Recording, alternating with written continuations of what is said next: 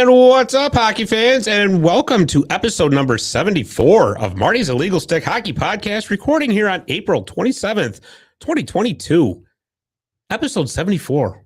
Wow, we've been at this for a long time. We really like forever. I know. Right? It's unbelievable. But no, we got a fun little show lined up for you today. We're going to step outside the box a little bit. We haven't done a show like this in a while where we just talk about a hockey topic, right?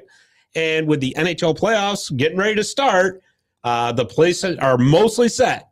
So I figured almost. Yeah. I mean, it's about as locked up as it's going to get, right? And we can't wait till next week because it's going to start next week. It's cool. And besides that, next week we have our AHL Utica Comets North Division preview show coming, and that's going to be a humdinger. So, you know. But anyways, I do want to let it. We're shorthanded again this week too. As you know what, I think I ought to change this name of this show to the penalty kill because we're always shorthanded. This is true. Yeah, Gumper came back last week. He's gone back playing shuffleboard again because we're on Wednesday night this week. I screwed them all up. I know. Because last week we were Thursday night, so he was able to, but, you know, shuffleboard takes precedent. Whatever, right? Oh, yeah. Maybe we ought to ask that guy who just rode by on the motorcycle to join the show. I'm thinking, would somebody just pull up? Well, I was going to ask you, are you feeling okay? Yeah, no, I'm feeling fine. That wasn't gas. But anyways, Jeremy can't be here tonight. He's got other commitments lined up. So last week's guest, Drew Bray, is going to be joining us. He said he wanted to be a part of this show. But right now, he's actually becoming a celebrity. He has got NBC Sports Washington at his house. Nice. Talking to him about that game he went to. Does he know what the priorities are here? Well, we're going to have to teach him. Yeah, really. Tell those guys he's got to do this show first and then. But I will say, I think NBC Sports Washington has a little bit more of a reach. Well, I don't know. Did a story one time and some people contacted me from India. Really? Yeah. So I was like, really? They said, no, we saw this story on the film that was being done there. And anyway. No kidding. Yeah, the filmmakers that were interested in doing stuff here in Little Falls. So. Oh, well, you know what's really interesting is, and I don't want to get too far sidetracked, but we are. Well, of course, it only took us 2 minutes to get off the rails. Well, you didn't even introduce me, so it's. Well, that's what I'm getting to. I mean, besides, anybody who watches the show by now knows who you are. All right. But if it makes you feel better, I'm talking to my producer, the one and the only Mr. Dave the Save Warner. Okay, all right, that makes me feel better. There, I needed to hear my nickname. I was just going to say, don't walk off the set on me. That's all I need. So you got it. But no, actually, it's funny because we're not the only show produced in the studio. I know. We got quite the little operation going on here. Yeah, we got more. We started with a new one today. Actually, the Herkimer County Chamber of Commerce doing a bi-weekly podcast. Very cool. Yeah, and they had come on as a guest. Michelle Hummel, the executive director, came on as a guest on another show here and got so excited about it, said, I want to do it. I want to do it. That was like last week. Yeah. And here she is in the studio today. So it was fun. Cool. Yeah, because you got Tiffany talks. She comes out and talks about flowers. I mean, that's flowers and gardening and stuff and stuff I know nothing about. But I identified some flowers last week, and she was just blown away. She brought them in. She brings me gifts. You don't. Yes, I do. No. Yes, I do. I give you cookies. I bring the gift of me. Yeah, that's true. All right. But I mean, I was going to ask you, when you're identifying these flowers, is it like you on Breakaway trivia? You just pick one flower. That's a tulip. That's a tulip. That's a tulip. Well, is that what this is like? I can't say Gretzky. Yeah, well, yeah. Maybe you can name a flower in Gretzky. Okay, how's that? All right, yeah, I'll do that. Oh, boy. But while we're waiting for Drew to get here, because like I said, I do want him to be a part of this NHL preview show.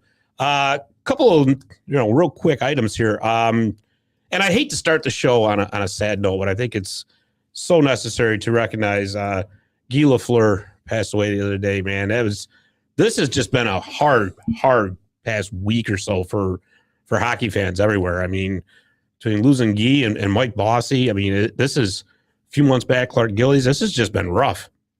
Been rough for a lot of people. It's just. Yeah. I mean, it's just, I mean, he was only 70 years old too. Jeez. But what a legend. I tell you, unbelievable. You remember that Zamboni time machine we did about his disco album? Yeah. Yeah. I was looking at that the other day. I was like, yeah. I was wondering why you're not doing those anymore. Well, you know why? Because I think I'm going to save that for summer. Okay. Because, and here's another thing too. I might as well, while we're waiting for Drew, I might as well throw this in too. So obviously the off season is going to be coming. And with the off season, there's not a lot going on, of course, but we want to keep the show going all year long because and Dave, I just like being around you so much. Yeah. So anyways, so during the off season, I want to bring in more like hockey history topics. Oh, that'd be fun. Stuff like that, so a little off the beaten path kind of things. No. So, to keep life interesting. All right. Sounds good. So anyways, and also, I don't know anybody who reads martysillegalstick.com.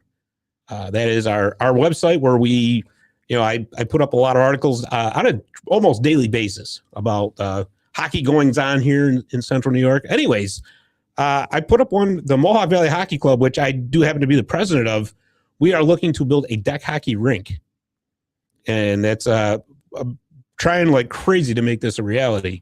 It's going to be built up in Mohawk, New York, of course. Yeah. With the help of the EMPowerPlay Project. As a matter of fact, Kelly, who's the head of the EMPowerPlay Project, was on our show. Oh gosh, what was it? December? I think it was. I wasn't here. Was he on then? It was a while ago. Yeah, you were. I was. Well, yeah, you were alternate Dave. Yeah, then. I was. That's right. That's right. Which is a whole other story. Okay, we're not get into that. Yeah. No, let's avoid that. But anyways, this would be a first of its kind in Central New York. It's deck hockey. Just think of it this way: it's hockey without skates. Deck hockey, you play in sneakers. It's played with a ball. Anybody can play it because that's been a big problem for ice hockey. Really, right? You have to be able to skate to play, and not everybody can skate. But what's the real? I mean, the real thing is it lowers the cost of entry for the kids who significantly. Number one, give them something to do, but who may end up becoming future stars. Sure, you give them that start. If they've got a family where they can't afford these expensive skates and all the gear, they've got sneakers on anyway, and they can get out there and play and learn the game. And then at the end, they just have to learn to skate if they really want to go forward. Absolutely. I mean, here's it's funny because we've been doing a youth hockey program since 2017, and we obviously play our games out of gymnasiums. We're trying to get the rinks so that we can obviously expand the programs and whatnot. But I mean, we only charge $40 for an entry fee, and you get a shirt, and we provide a helmet, gloves. So as opposed to and believe me, I understand why youth ice hockey is so expensive because ice time is astronomical as it is, right? Which is understandable. Think about what goes into that. Yeah. You got your compressors, you got your Zambonis, you got all the tons of maintenance that goes, Yeah. But I mean, deck hockey is obviously significantly less expensive than ice hockey, which is a huge advantage. And like I said, you don't have to be able to skate, but we have had kids that started off in our program, got to love the game, and then went on to play in like Clinton youth hockey, Whitestown youth hockey. So, I mean, there is that segue is available. So, and I mean, I've looked at their website and looked at what they've done, and it looks incredible to me. The opportunity to, and it's not just Mohawk, you're like the leading edge of it. If we can get the one there and we can get them up and down the Mohawk Valley, then we can create tournaments and they can travel, travel from Mohawk to Little Falls for a game or something like that. I mean, that is ultimately the plan. Yeah. Yeah. Because I mean, you get one rink, it's almost like Field of Dreams, right? Yeah. If you build it, they will come. Yeah. So obviously, ultimately the plan is because in the thing with our youth program, it stops at 13 years old because getting enough gym time is very difficult, especially during the winter because gym time is at a premium. Right. So with a rink, you'll be able to have a program all the way up through. And what we'd ultimately like to be able to do is obviously have our youth program. But then once they get into that high school age, that's when you can start having schools having their own teams. Right. And obviously we would have a rink available for them to play. So that's kind of how we're, pointing the direction here to grow it. So would you look at during the winter time, what would you do about snow and stuff like that? So would you clear it or what? Most likely not. Because but then again, you don't know what kind of winter you're going to get. Right. So you really can't plan anything during the winter. So for say the months of December, January, February, and probably March, you're pretty much out of because it's an outdoor rink. Right. But if once your snow melts and you are cleared to go though, so instead of having a 1-season program, you'd have 3. Yeah. And with a deck hockey rink, you don't have just hockey. You could have box soccer, box lacrosse. You could do pretty much anything. The possibilities are endless.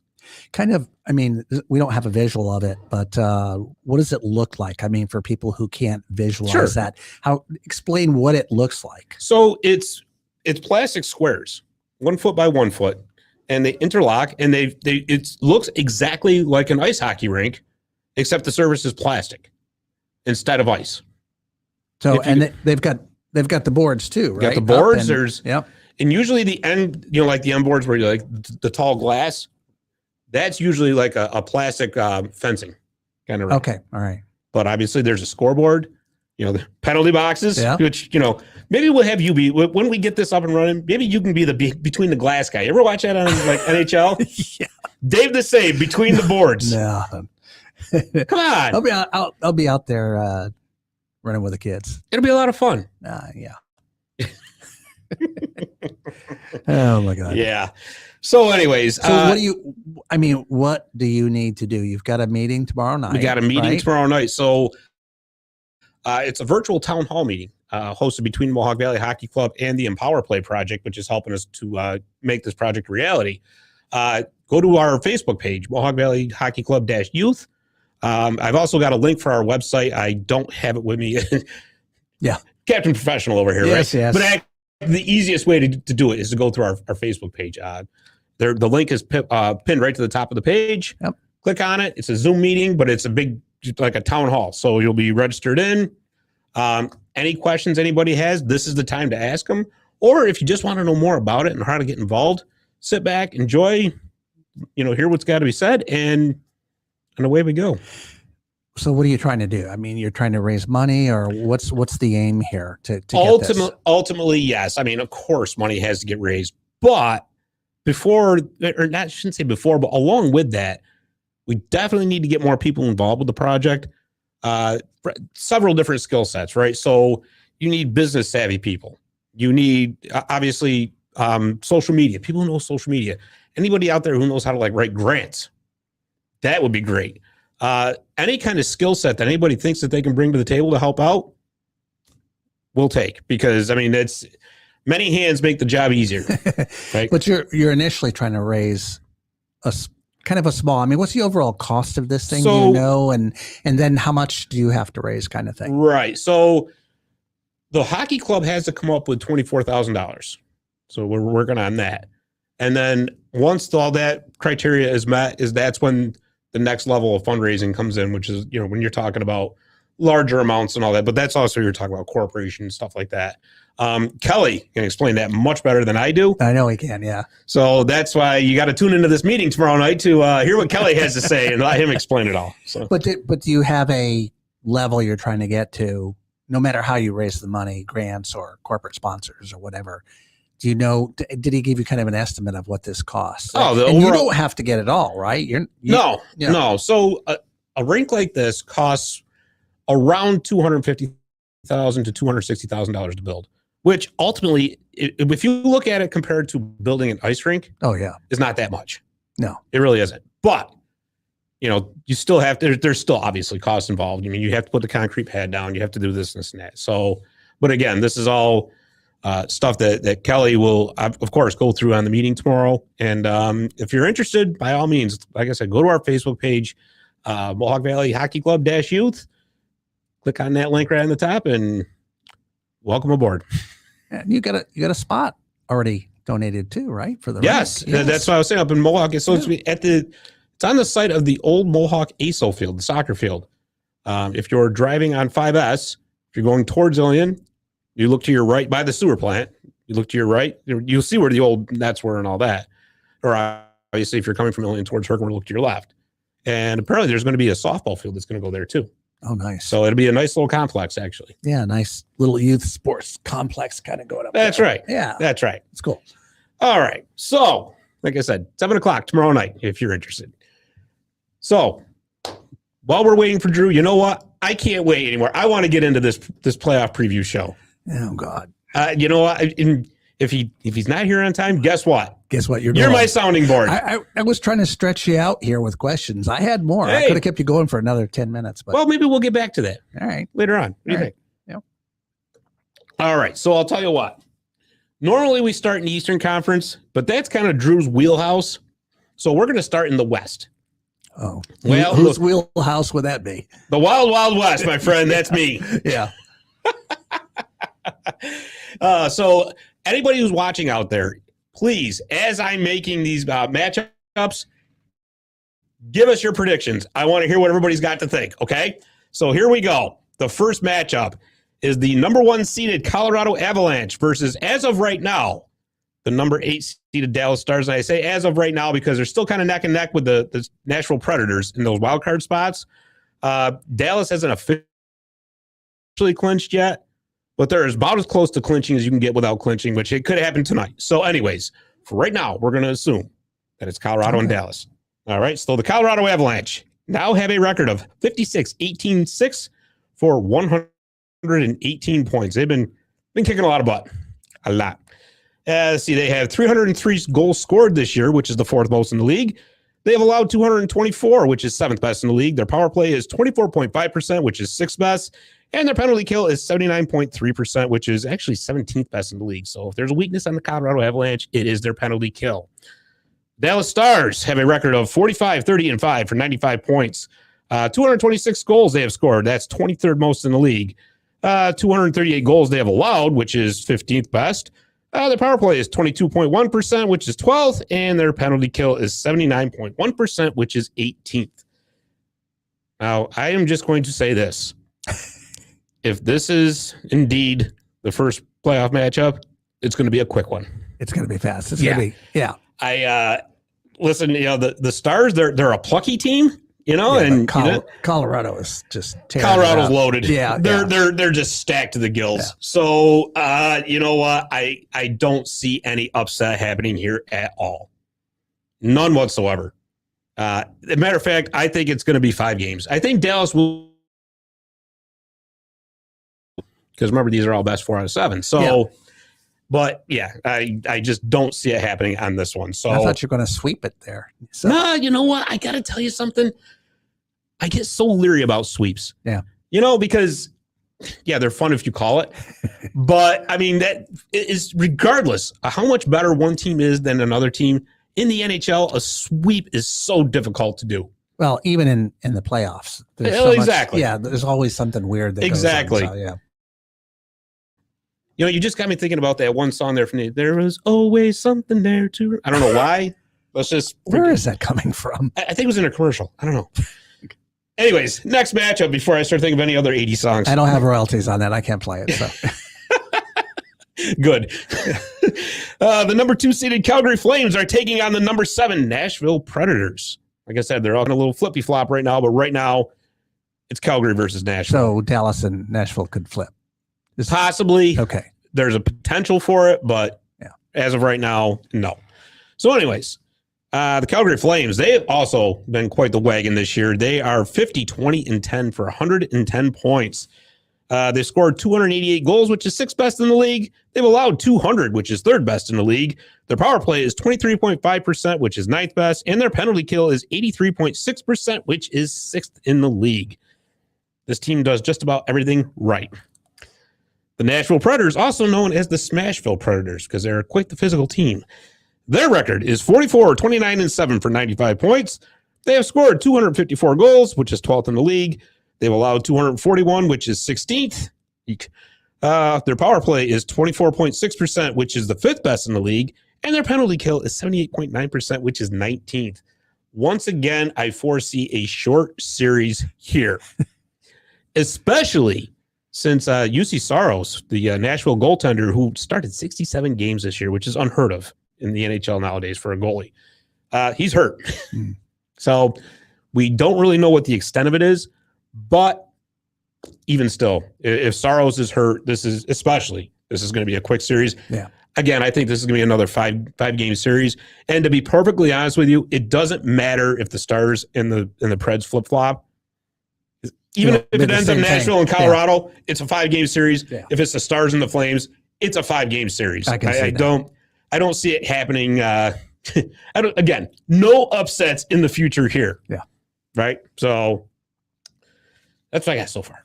All right. All right. So let me, you'll hear that. I'm old school, by the way, guys. You've got it handwritten here. Handwritten. I've got a notebook out. I know. This is, you know what, this almost reminds me of like old press box. Yeah. I should have like a fedora and a cigar. Yeah. What do you think? No? Okay.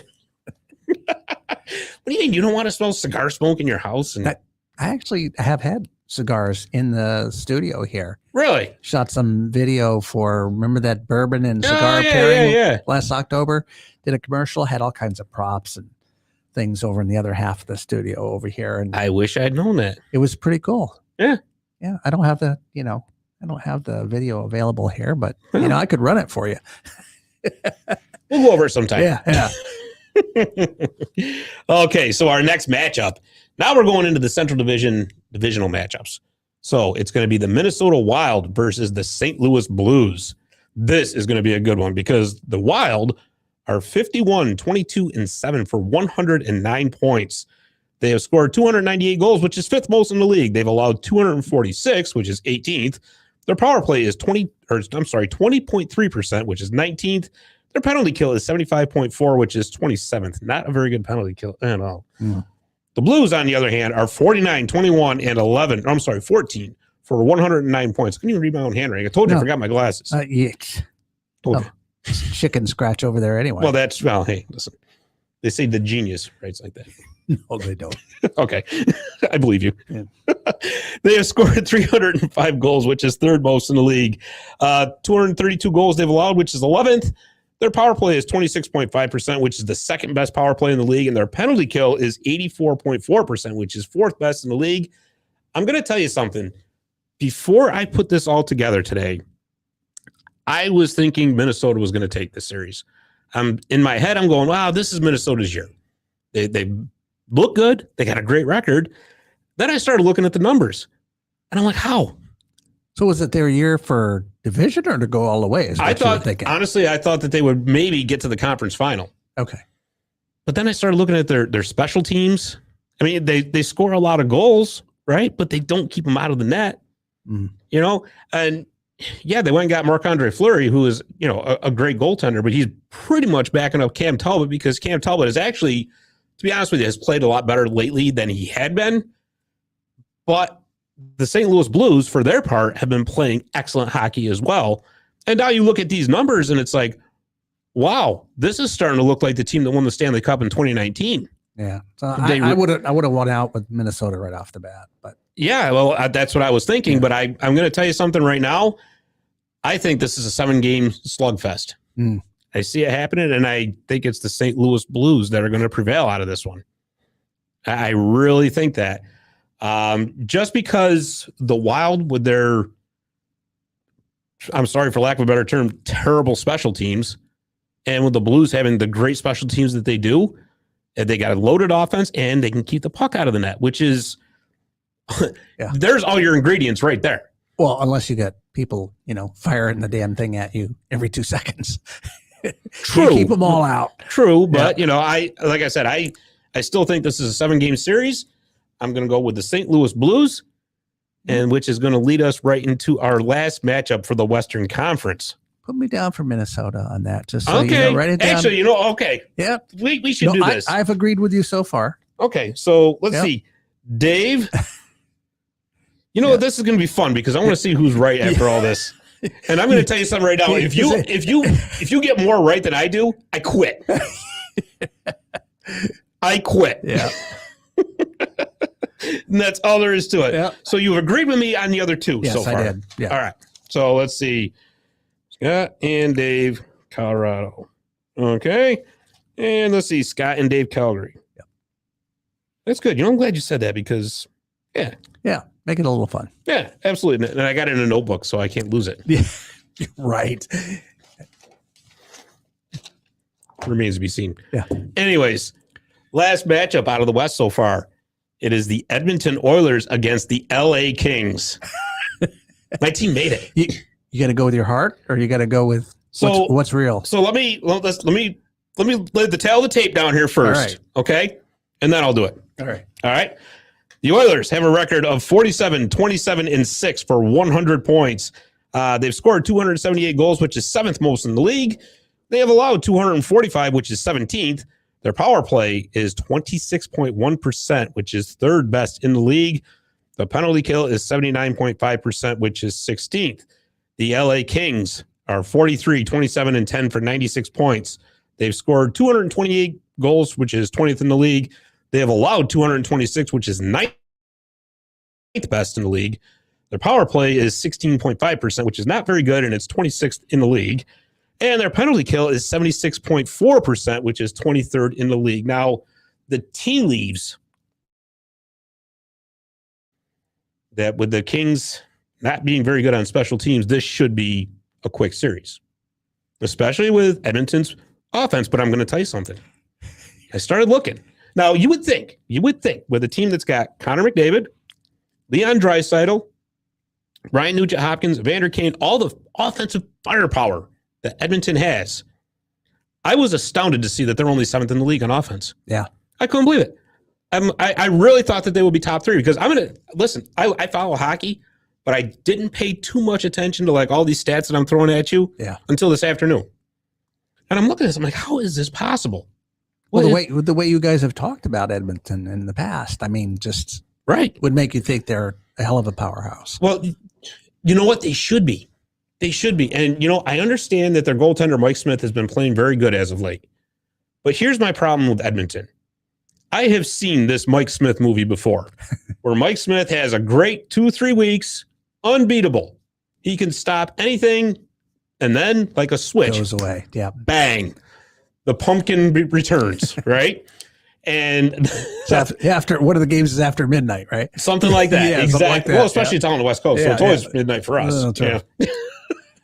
So, and the Oilers did not upgrade their goaltending at the trade deadline, which a lot of people said, listen, you want to be a serious contender, you need to upgrade that goaltending.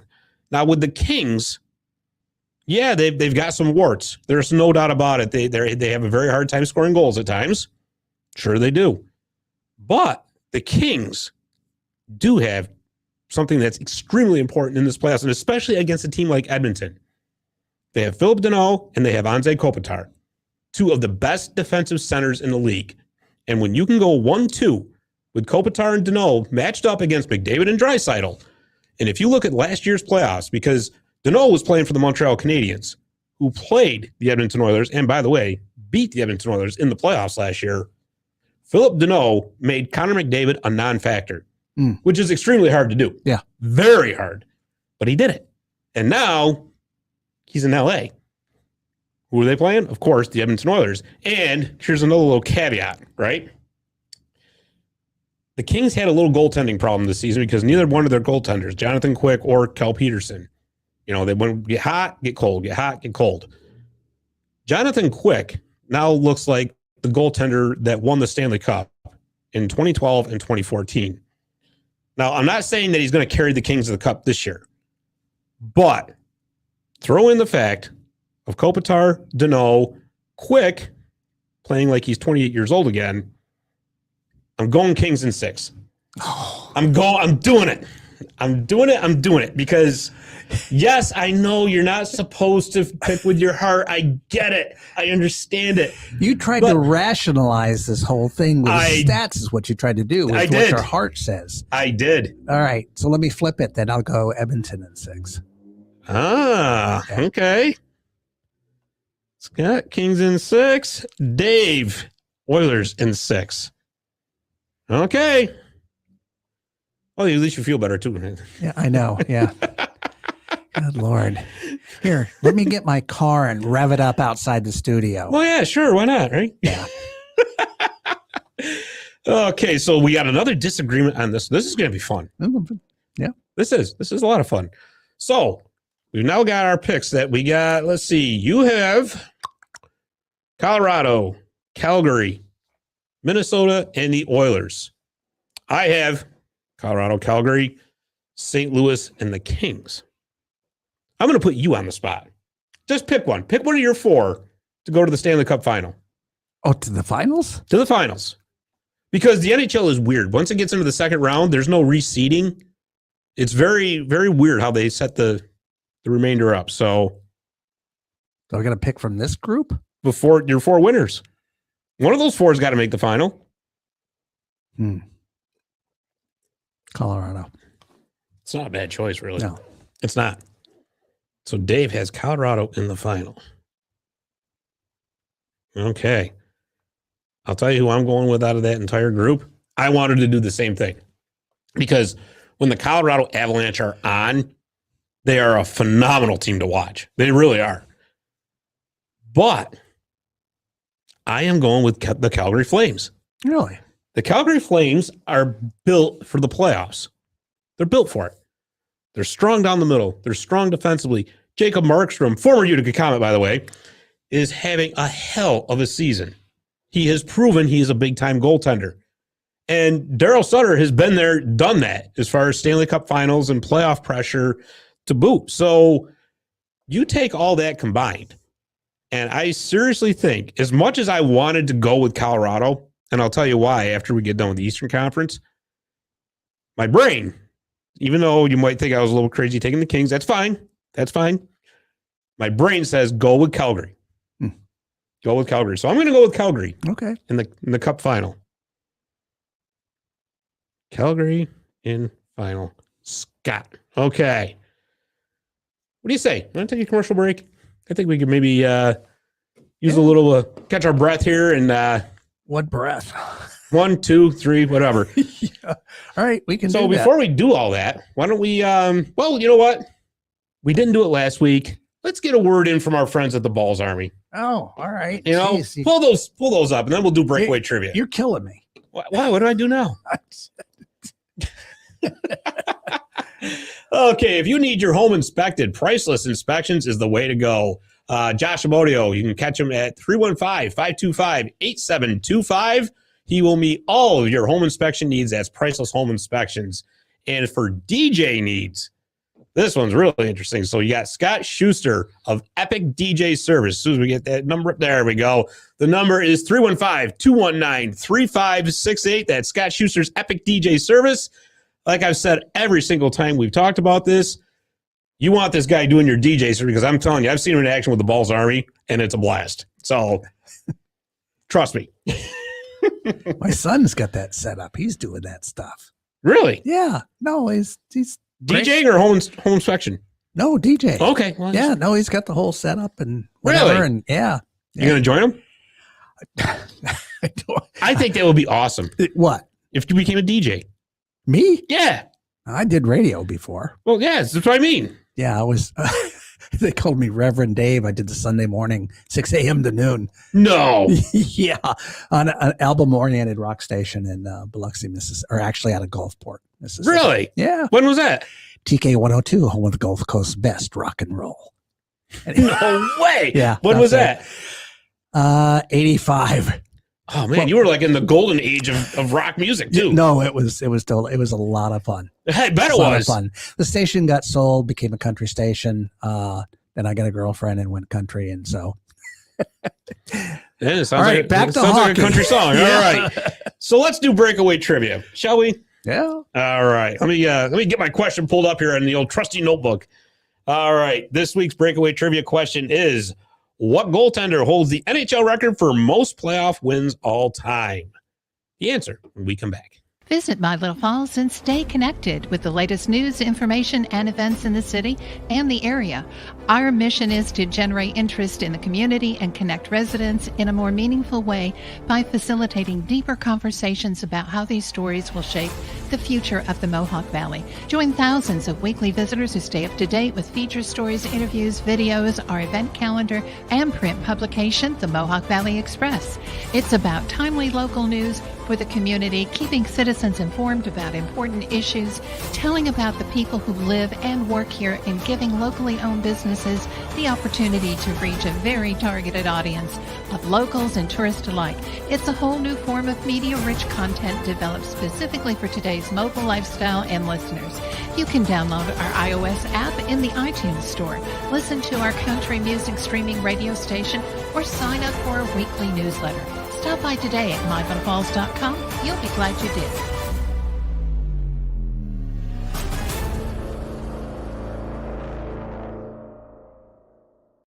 And we're back. We just got done watching Dave's awesome commercial. Yeah. Love it. You know, Joshua came on late, he said, and he's picking Calgary in the West. Hey, see? Yeah. There we go. Yeah. There we go. Somebody agrees. Smart guy. You have one person agreeing with you. So. That's okay. It's better than none. Okay. Oh, so breakaway trivia. You want that question one more time? I think you do. Yeah. Because it's easy. I had something in my head and I can't come up with the name. It was probably from 1985, wasn't it? Yeah. It was fermenting in 1985. Something like that. Yeah. Well, it's a real easy question. I know. Who holds the all-time record for wins in the playoffs? What goaltender? I don't know. We don't have anybody who's chimed in, so. Okay. Oh, it's Patrick Waugh. That was not the name I had in my head. 151. Really? Yeah. Wow. It's amazing, isn't it? Yeah. Okay. Let's continue on with our playoff preview. We're going to go to the Eastern Conference. I'm guessing that Drew is still being interviewed. I'm sure this is. Yeah, we're stretching it as much as we can. That's all right. Because you know what? We always have so much fun. I know. All right. Of course. You're stretching the boundaries of my hockey knowledge. No, I'm expanding them. You're stretching them. Stretching, expanding. What's the difference? There's a big difference. Oh, okay. Well, expanding means I have the room for it. Stretching means I've gone as far as I can go and you're pulling on me. Yeah. Anyway, go ahead. Interesting. Okay. Yeah. Well, moving right along. Yeah. The Eastern Conference. Our first matchup features the number 1 seed Florida Panthers versus the number 8 seed as of right now, the Washington Capitals. That could flip-flop too, and I'll tell you going down the road which team that could be. So, the Florida Panthers have a record of 57, 17, and 6 for 120 points. Yeah, they have scored 331 goals, which is the most in the NHL. They've allowed 232, which is 11th best. Their power play is at 24.4%, which is 7th best in the league. Their power play is 79.5%, which is 13th. The Caps, let's see, they are 44, 24, and 12 for 100 points. They've scored 267 goals, which is 10th most in the league. They've allowed 234, which is 13th. Their power play is 19.2%, which is 22nd. And their penalty kill is 81.2%, which is 10th. Now, before I started looking all of this, I'm thinking to myself, I'm like, Florida is going to walk all over. Yeah, you were going full bore Florida. I was. Yeah. I really was. But, I dug into those numbers a little bit. And Washington actually has very sneaky good numbers. They do. Good. Just because I guess it's all the political influence down there, right? I don't know. Sneaky good. Whatever. I mean, keep me out of the beltway, will you? But no, their numbers are actually a lot better than I thought they were, to be perfectly honest with you. I mean, they did have a few struggles during the season, but they really rebounded nicely. And you know what? They put together a 100-point campaign, and they still have another game to play. So they could potentially have 102 points, which is really nothing to sneeze at all. Unfortunately for them, they're playing the Florida Panthers, who are an absolute buzzsaw right now. Yeah. So if it does indeed end up Florida versus Washington, and I wish Drew was here because Drew is our resident, Caps guy. Yeah. I got to go with Florida, but it's going to be in 6 games. It's going to be in 6. The Caps will not be a pushover for them at all. I do think that ultimately it's going to be the goaltending. It's going to kind of let them down. Samsonov and Vejicek are good goaltenders, but I don't see either one of them capable of pulling off a gigantic upset over the Florida Panthers. Yeah. It's interesting with the goaltending too, because Sergei Bobrovsky, who was the big free agent goaltender signing for the Panthers a couple years ago. So he had an awful season his first year there, and everybody was going crazy. Like, why did they sign him for all that money? Why did they sign him long term? He's terrible. Well, fact of the matter is, he's also a 2-time Vezina Trophy champion, or winner. I'm saying champion, winner, which is obviously the best goaltender in the league, right? And that was on Columbus Blue Jacket teams that weren't very good. So that first year of him being awful in Florida was more of an aberration than anything else.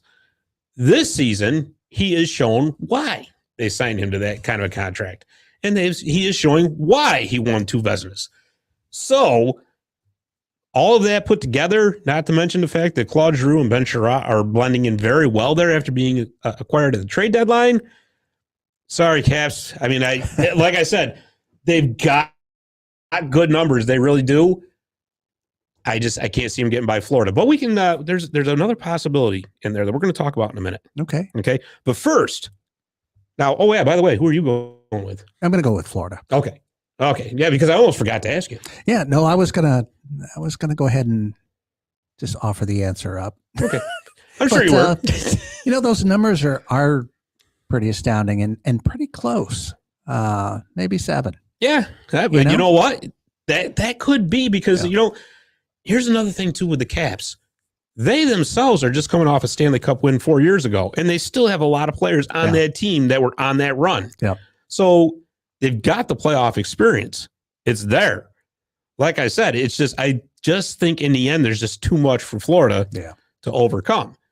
But that's going to be a much more interesting series if it does end up indeed Florida and Washington than a lot of people think. Yeah. I'll tell you that right now. Well, like you said, in the beginning, you just, Florida all the way. Just don't even think about it. Yeah. And then you look at it and it's like, well, that's really interesting. Yeah. All right. So let's get to our next one, and then we'll kind of come back to that. And I'll tell you why. This sounds a little confusing. I know, but roll your eyes. Hey, you know what? But it took you 40 minutes to roll your eyes at me today.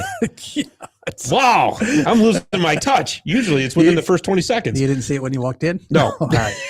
I didn't have my glasses. All right. So we got the number 2 seed Carolina Hurricanes versus the number 7 seed Boston Bruins. Now this is the matchup that's going to happen. This one's pretty much locked in. The Hurricanes have a record of 53, 20, and 8 for 114 points. They've scored 271 goals, which is 9th in the league. They've allowed 197, which is the best in the league. Their power play is at 22.3%, which is 11th best. Their penalty kill is a very impressive 88%, which is number 1. The Bruins have scored 246 goals, which is 15th most in the league. They've allowed 213, which is 4th best. Their power play is at 20.5%, which is 17th best. Penalty kill is at 81.3, which is 9th best. Now, on paper, looking at those numbers, you would think that the Carolina Hurricanes are going to spank the Boston Bruins. You would think it. However, there are quite a few questions for the Carolina Hurricanes.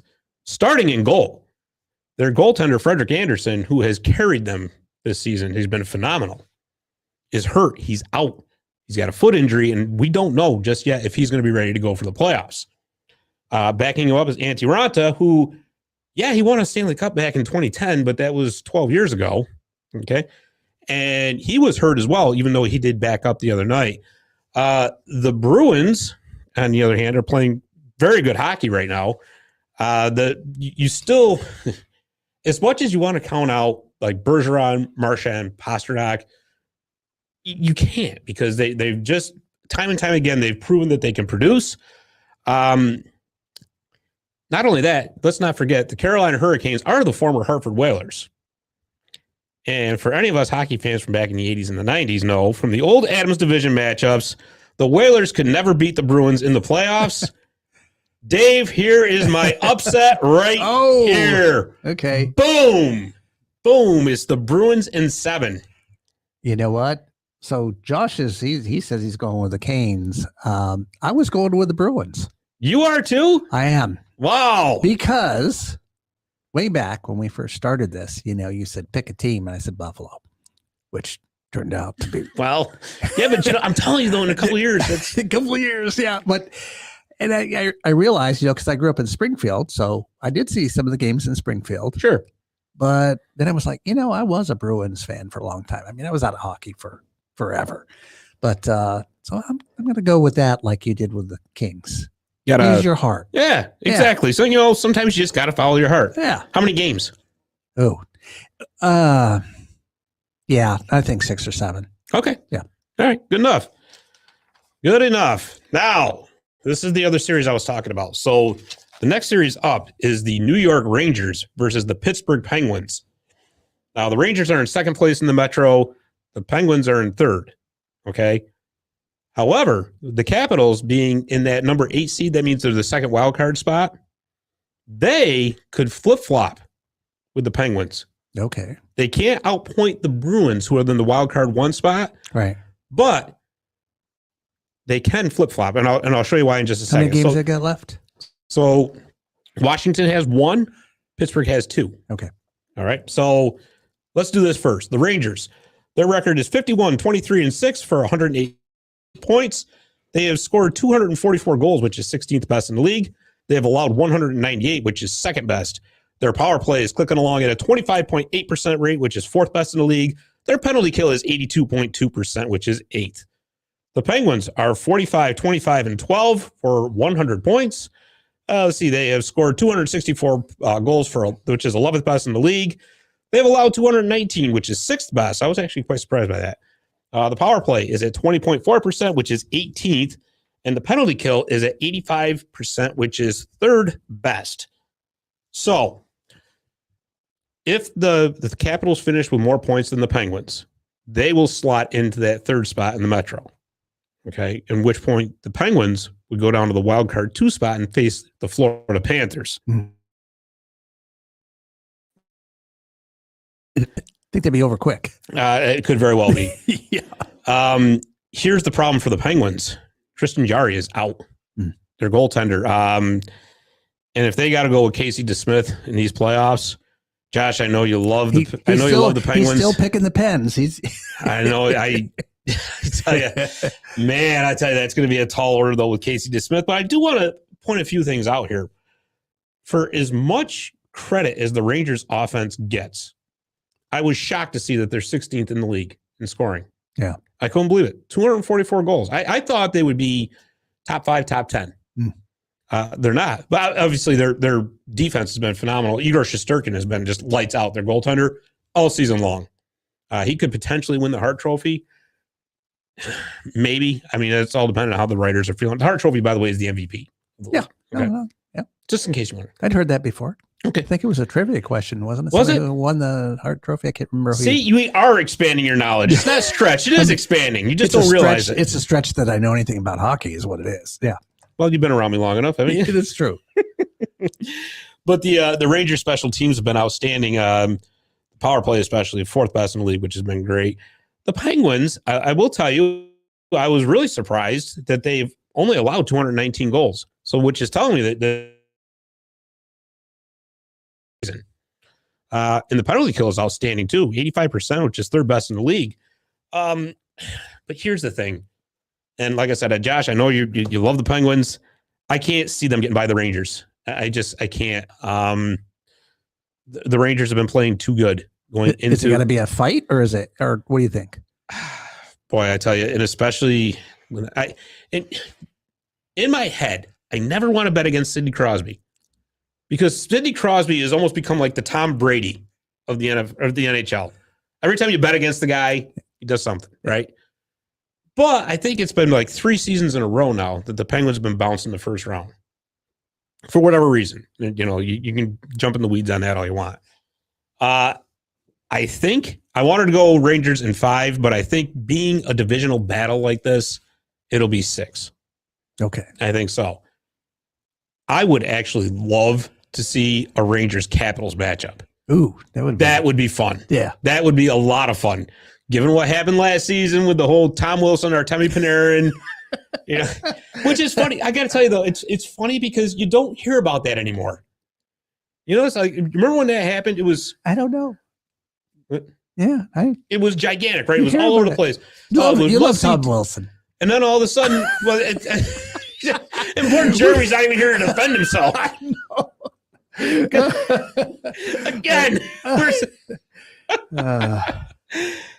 So anyways, like I said, I would love to see a Rangers Capitals matchup. I think that would be a lot of fun, even though I think the Rangers would end up taking that one too. But I want to know your opinion, Dave. If it is the Rangers and the Penguins. Oh, I'm going to go with the Rangers for sure. Yeah. Okay. So and I'm not sure it'll be as close. No, I think they might do better. So what do you think? I'd say in 5. Okay. Yeah. Okay. I like it. Yeah. I like it. Okay. So we got one more man, and we're agreeing way too much here. Way too much. Well, Josh says that the Pens have lost the last 4 against the Rangers. So see, he's even though he loves the Pens, he's sitting there with me, Well, I mean, but here's the thing though, too. I will tell you this. There's a reason I did not include head-to-head matchups in this, with all the numbers and all that. Right.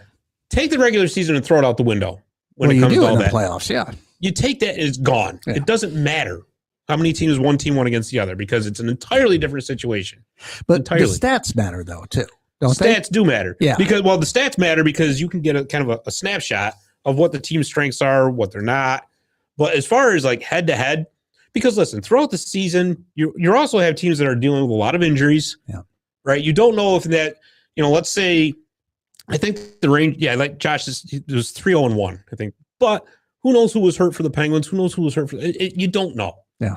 So by the playoffs. So you're not looking at those head-to-head matches over the course of the whole season. It's like, okay, now let's look at the stats and this is the playoffs. And okay. It's a part of the pie. Yeah. Right? It's a part of the pie, but it's not the whole thing. So that's just my opinion anyways. I mean, I'm sure somebody else probably thinks, well, hey, head-to-head means everything. They already played them. So, but whatever. They know them. Yeah. They reached out and touched someone. Remember that? It was the Bell Atlantic commercial. No? Go back. The phone. Yeah. Anyways, one more matchup to go. I'm starting to get a little loopy. A little. We have got the Toronto Maple Leafs against the Tampa Bay Lightning.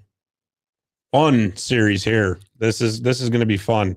I want to hear the numbers, though, because it might change your mind. But, yeah, go ahead. So the Toronto Maple Leafs record is 53-21-7 for 113 points. They have scored 307 goals, which is second best in the league. They've allowed 250, which is 20th best. Their power play is 27.2%, the best in the league. It's a lethal power play. Penalty kill is 82.4%, which is seventh best. Your defending Stanley Cup champion, Tampa Bay Lightning, are 50-22-8 for 108 points. They have scored 277 goals this year, which is eighth best in the league. They've allowed 219, which is fifth best. Their power play is at 23.5%, which is eighth best. And the penalty kill is 81%, which is 12th. I am going to say this is going to be a must-see TV series. Yeah. This is going to be a lot of fun because everybody knows about the Toronto Maple Leafs first-round woes in the playoffs. It's like their kryptonite. Yeah. That was the word I was looking for, right? And everybody knows that the Tampa Bay Lightning are the two-time the defending Stanley Cup champions. Okay? There are some that are thinking, well, the Tampa Bay Lightning have also got a lot of miles on those tires. They've played a ton of hockey over the past few years. Could be getting a little bit worn down, but Toronto Maple Leafs are a young team. You got the young guns. Austin Matthews, the first American player, by the way, ever score 60 goals in a season. Wow. Yeah. Quite impressive. You look at this offense, it's a buzzsaw, right? Absolute buzzsaw. So it really comes down to Flash versus Bash, right? And you got to go with an upset, aren't you? I want to go with Toronto Maple Leafs. I do. But it's like Ric Flair once said, to be the man, you got to beat the man. Woo! And brother, I don't see them beating the Tampa Bay Lightning. I just don't. I think there's too much experience there. I think it's going to go 7. I think this series is going to go 7. Here's my concern. If you get to a game 7, who would you rather have in your net? Would or would you rather have Jack Campbell? And Jack Campbell's a great guy. Awesome guy. But we're talking about game 7, win or go home. Would you rather not have the guy who's got a couple Vezinas? Or he's got one Vezina, I think. But he's been like the best goaltender in the league for the past 3 years. Who are you going with? I got to go with the Lightning. I do. I as much as I'd like to see the Maple Leafs finally break that curse and, so we can just stop hearing about it. Stop hearing about it. Make it over. Okay, so write your thing down there. I'm going to go the other way. Oh. I think they're going to break the curse. Okay. And I have a feeling the younger players are going to pull it out. It's not going to go 7. No. 5 or 6. Wow. Yeah. Which one?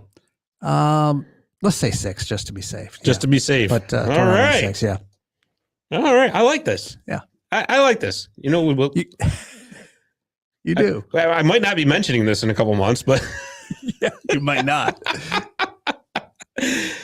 okay. So out of your 4 picks that you have made in the East, let's see. You have picked the Florida Panthers, the Boston Bruins, the New York Rangers, and the Toronto Maple Leafs. Who's going to the final out of that group? Florida. Going with Florida. Dave is Florida. All right. So let's see. I have Florida and Boston as well, and the Rangers and the Tampa Bay Lightning. Now, here I just got done singing the praises about the Tampa Bay Lightning. Yes, you did. Right? But you're not going to choose. Nope. No, you're not. I'm not. No. I'm not. I mean, I'll tell you that Eastern Conference is going to be a war. It's going to be a war. There's just no doubt about it. I just kind of think this is Florida's year. Yeah. I think so. And the fact that they were able to do a lot of this without Aaron Ekblad, their star defenseman, who got hurt and has been on IR for a good half the season, I think now. But at this point, it is just incredibly impressive. And I think this season is finally Sergei Bobrovsky's chance to prove that he's a playoff goaltender. To prove it. Shesterkin from the Rangers, their goaltender, put up phenomenal numbers this year. Outstanding. You know how many playoff games he's played? None? One. Okay. He's played 1. So you know what I'm really hoping for is that it does come down to like Florida and Tampa Bay in the conference final. Because I want to see that Florida, because that has the making of a great rivalry, right? Yeah. I mean, they played in the playoffs last year, but Tampa Bay won. So this is almost kind of like payback. Yeah. So that's what I'm hoping for. Who knows if it's going to happen? But I think it's going to be the Florida Panthers versus the Calgary Flames in the final. Really? Yeah, because I picked Calgary out of the West. Well, I know. So, and I think despite Calgary's very good all-around game, I think it's Florida that takes it. Yeah, for against Calgary, yeah. So I think you had Colorado, correct? Yes. So you got Colorado. I would still stick with Florida. Wow, we're agreeing too much. Well, yeah. I mean, at this point, it's like March Madness. By the time you get this far down into it, we're going to be so wrong it won't even matter. You know, I'm going to tell you something. You're right, for starters. And this is exactly why I went with Calgary out of the West, because the ideal matchup would be Colorado and Florida. Yeah. My God! What a series that would be to watch. Yeah, I almost said Colorado, but that would be a phenomenal series. Yeah. But everybody knows in sports things don't work out perfectly. Yeah. When's the last time you've seen a number 1 seed out of one conference facing another number 1 seed out of the other conference? It almost never happens. Never, right? Yeah. And in my head, I knew I was going with Florida. I was going to run the table with Florida. So the contrarian part of me says, well, you can't have 2 number 1s. Yeah. But keep in mind now, I'm big enough to admit this. I will admit this. If you recall in our preseason show, I picked the Islanders and the Winnipeg Jets to be in the final, and both of those teams fell flat on their faces. So I really hope that. Yeah. I hope I am not this far down the line. It just doesn't matter what we say. So I truly hope I am not cursing the Florida Panthers at this point. Yeah, but no. So that's we'll see what happens. Yeah, we'll see what happens. I'll make it fun. Yeah, absolutely. So let's wrap this up with a little bit of Comets news here. Frederick Gauthier turned 27 on Tuesday. So hopefully he's looking to be coming back for the playoffs, which would be really nice because they've missed him. Yeah. And I don't know if you've been paying any attention or not, but I only pay attention to Marty's illegal stick. Yeah, well. I don't look at anything else. Oh, hey, there you go. Yeah. That's all you need. Yeah. Don't worry about it. Our Utica Comets have clinched the number 1 seed in the Eastern Conference for the playoffs, which is awesome. They're going to have home ice advantage through at least the eastern part of it. If they do make the Calder Cup final, they'll start off on the road because the Western team, well, depending on who they play, I should say. But anyways, could very well be starting off on the road. Anyways, that notwithstanding, New Jersey has been pretty much picking them dry as of late. Alexander Holtz got called up today. Riley Walsh and Nolan Foote got called up the other day. They still have Fabian Zetterlund, Nikita Hotuk, and Kevin Ball. They'll all be back for the playoffs. So for the Calder Cup playoffs. Yeah. So, and it's like I was telling you at the beginning of the show, the reason we're waiting till next week to do our playoff spectacular, because the Comets being number one in the North are going to play the winner of the 4 or 5 seed play-in round from the North Division, which is a 3-game series that's going to start, I think it's Sunday, I believe, something like that. So we're not going to know who they're going to play until the end of next week anyhow. Right. So that's why we did all that, but they're getting all those guys back. Oh, I hope so. No excuses. I want everybody back. But did I tell you I went down to New Jersey Saturday? You did? Saturday. And I saw the picture on Facebook. Yeah. Neil Villapiano. Yeah. Sat with him. What a time. Yeah. I'm going to tell you, if he gets fired up on this show, you should go to a game with him. It was worse. Right? Oh, it's amazing. Yeah. I felt so bad for him too, because he was telling me when we were sitting down, he's like, all right. He goes, well, I'm 0 for 8 this season at the Rock, which is where the Devils play, the Prudential Center, right? Poor guys. All 8 games he's gone to, lost. So now keep in mind, the Devils were playing the Hurricanes, who we just discovered are a very good team. Yes. Right? They were shutting them out 2-0 with 5 minutes left in the game. Poor Neil he's just getting happier and happier and happier as the game goes on, thinking, oh my God, this could have. Didn't they lose in a shootout or what happened? So they gave up 2 goals in that last 5 minutes, and it went to overtime. Carolina scored. I go, oh, man, this poor guy. Jeez. He said, well, he's like, well, and of course, my wife has to chime in that, well, don't worry about it. That's happened to our Comets, too. And she turns around and says to her, he goes, you don't understand. Your team actually wins these games, though. My team never does. They went 13 in a row. I don't want to hear about it. Basically what he said, he's like, you're in first place. Don't talk to me about misery. Yeah.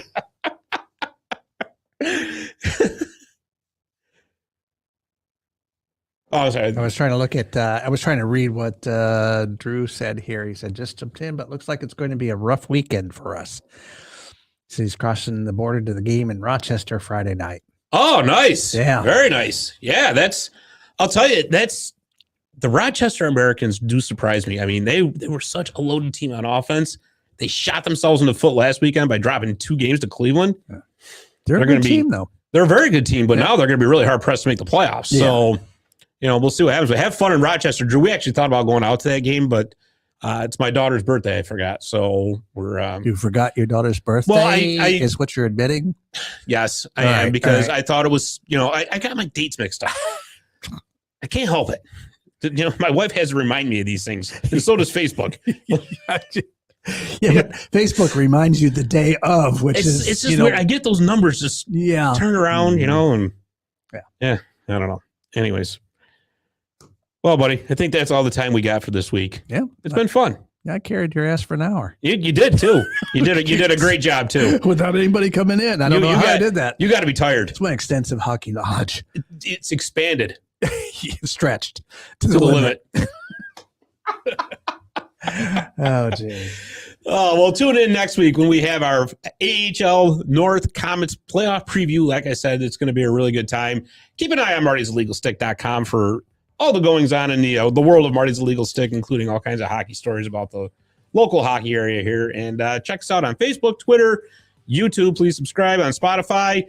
And also check out some of Dave's shows on My Little Falls. Very interesting what he's got going on over there. Yeah.